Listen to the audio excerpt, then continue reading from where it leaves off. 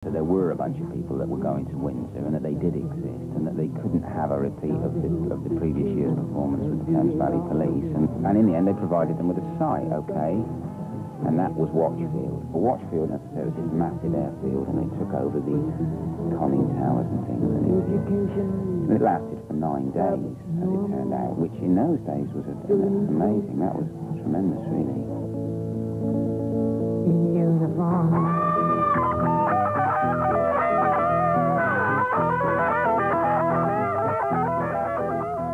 But parallel now, over in East Anglia, we've got the creation of the Barsham Fairs, where a bunch of people have decided to hold these medieval fairs. Barsham was the beginning of the Albion Fairs, the spirit of Albion. The old Albion movement was beginning with Barsham. So everyone was encouraged to take part in this bygone thing.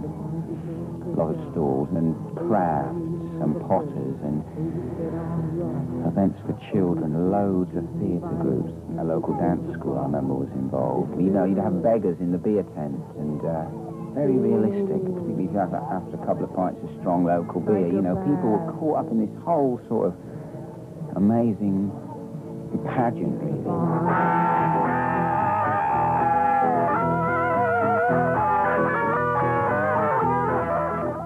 Knights in armour and people in sackcloth and jesters and jokers, and it was so well done, and the people of Suffolk and Norfolk contributed so much to that it was like going back in time. It was quite incredible. In the same year as Watchfield and Barsham, there was Stonehenge as well, again a fairly small festival at Stonehenge, about 5,000 or 6,000 people, on a site about half a mile from the Stones. Again, with the permission of the farmer. In fact, we were in a situation where we were collecting money for him. There was this guy, Wally Hope, who had this dream about England as perhaps it should be, and the whole thing that was around the Stones and the Sun Temple and this place of homage where we were meant to be able to have access to and to be and to grow as a part of this whole powerful centre of energy, which Stonehenge obviously is. We only wanted a festival. We didn't want to attend a band. We didn't want promoters' trend. We didn't want the freedom land. We only wanted a festival. Teepees were starting to represent the structure of the whole movement at that time. Teepees provided a real focus, I think, because you were on the earth all the time, and yet you were protected from the elements. And this is really quite a discovery, that you can actually live outside.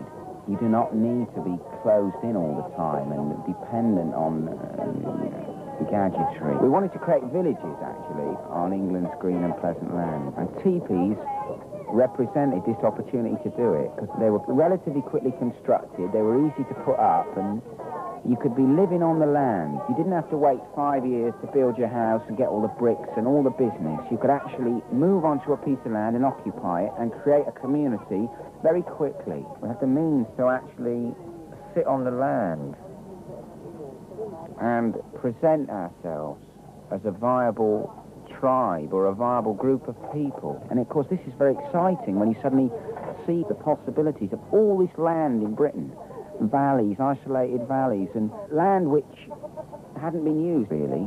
At a fair like this, you've got all members of the public, you've got mums and dads and children, very straight people, and you've got all sorts of people.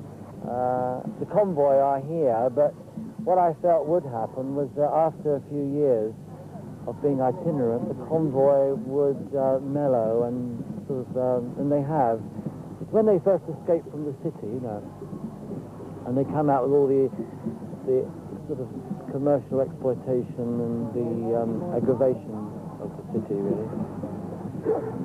And of course, the lovely thing in East Anglia was that we had fairs over at Ling, another group had fairs over at Bungay, another group had fairs at Bury St Edmunds, another group had them way down in Colchester, and we're all like different tribes, you know, and we all collectively bought the big top that's owned by all of us, all the different fair groups. And we like one big sort of brotherhood, you know, sisterhood. And we used to go after ancient sites, and